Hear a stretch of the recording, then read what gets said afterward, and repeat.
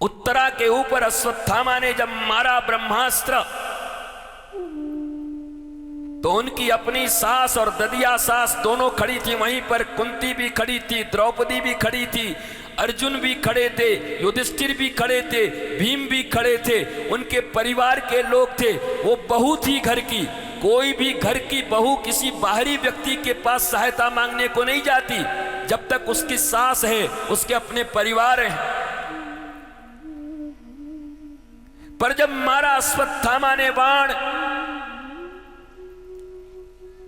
और दौड़ती हुई आई उत्तरा, और एक सेकंड व्यतीत किए बिना श्री कृष्ण के चरणों में गिर करके बोली कि रक्षा करो, पाहि माम पाहि माम पाहि माम। भगवान ने कहा डर मत इधर आ, पर एक सवाल है, उत्तर दे।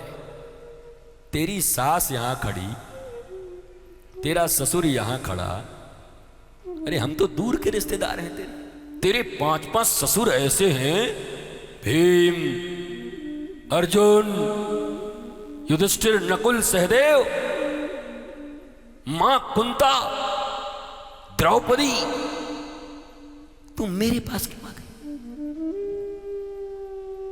दिल की बात अपने साथ से कर।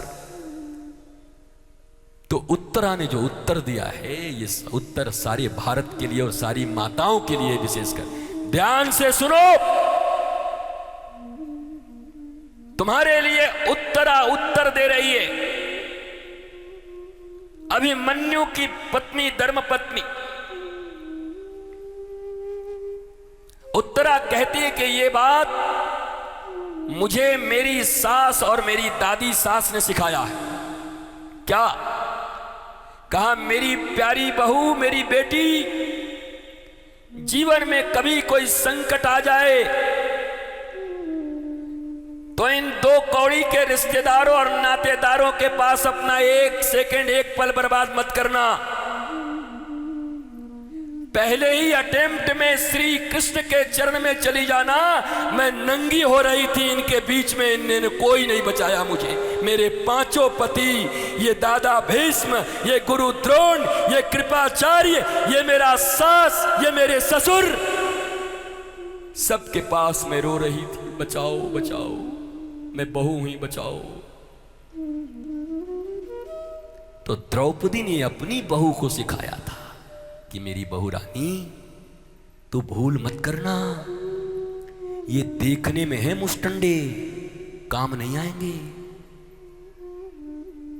ये दादा भीष्म, इच्छा मृत्यु वरदान प्राप्त है इनको। गजब हो गया भाई यार। हस्तिनापुर के गद्दी के हिफाजत का सौगंध लिया था भीष्म पितामह ने कि अपने ही घर की बहू को बीच बाजार में नंगा किया जा रहा है। ये कौन सा सौगंध था? ये कैसा सौगंध है? और वो भी ऐसे व्यक्ति जिनको इच्छा मृत्यु का वरदान प्राप्त है। कोई माई का लाल नहीं मार सकता जब तक उनकी इच्छा न हो। भीष्म पितामह इच्छा मृत्यु वरदान प्राप्त है। कभी विचार नहीं किया आपने? आपके समाज में ऐसी घटना हो जाए तो आप छोड़ोगे कि दादाजी आप बताइए, आप कैसे चुप रह गए?